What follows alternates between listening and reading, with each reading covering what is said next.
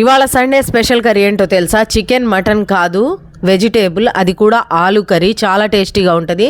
బామ్మ చేతి వంట ఇది. అంటే పెద్దవాళ్ళు చేస్తారు ఇలాగా. అప్పట్లో అన్నీ కలిపి పెట్టి పొయ్యి ముట్టిచ్చేసి పెట్టేస్తారు. కర్రీ అయితే రెడీ అయిపోతుంది. టేస్ట్ కూడా చాలా బాగుంటుంది. అంటే నేను ఒకసారి అలా ట్రై చేద్దామని చెప్పేసి ట్రై చేశాను. ఇది హిట్ అవుద్దో ఫట్ అవుద్దో లాస్ట్లో చెప్తాను. వీడియో స్కిప్ చేయకుండా చూసేయండి. ఇక్కడ వచ్చేసి ఆలు కట్ చేశాను. ఒక 4 ఆలులు, 3 టమాటాలు, సగం ఉల్లిపాయ, కొద్ది కొత్తిమీర, 2 పచ్చిమిర్చి కట్ చేసి వేసేసాను. అందులోనే ఉప్పు, కారం, పసుపు, మసాలాలు కూడా ఎక్కువ వేయరు అప్పట్లో. మనమే ఇంత మసాలాలు వేస్తాము. కొద్దిగా వేసాను నేను కూడా మసాలా. ఆయిల్ కూడా చూడండి చేత్తో వేసాను. ఇలా వేస్తారు అప్పుడు, చెంచాలతో కూడా కాదు. వేసి బాగా కలిపేశాను. ఈ మసాలా అయితే నా ట్రిక్. చికెన్ మసాలా కొద్దిగా వేసాను, టేస్ట్ ఎలా ఉంటుందో అని. అందులో అల్లం, వెల్లుల్లి, కొబ్బరి మసాలా మిక్సీ వేసి పట్టాను. మొత్తం వేసేసి సరిపడా వాటర్ వేసుకొని కుక్కర్ అయినా పెట్టేయచ్చు, డైరెక్ట్ అలా అయినా ఉడకబెట్టవచ్చు.